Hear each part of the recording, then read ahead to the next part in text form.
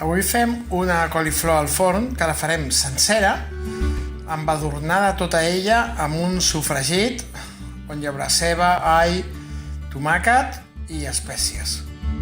Ara us ho expliquem. Comencem la salsa fent un sofregit d'una ceba vermella, 4 grans d'all i un bon tros de gingebre.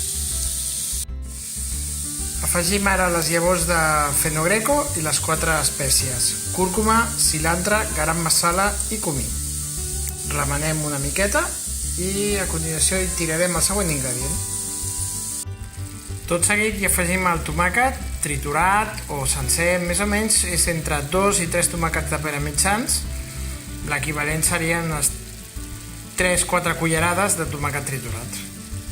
Hem tingut el tomàquet entre 5 i 10 minuts i ara mullem amb la llet de coco, més o menys uns 200 mil·lilitres, i deixem que faci el xup-xup entre 5 i 10 minuts més.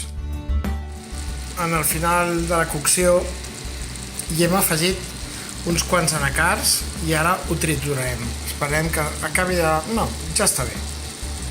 Aquesta és la textura que ens va bé per triturar-ho. Escaldem durant 3 minuts la coliflor sencera amb una solució amb aigua, sal i cúrcuma. 3 minuts. Ja tenim la coliflor escaldada, ben sencereta, i ara l'embadurnarem amb la salsa.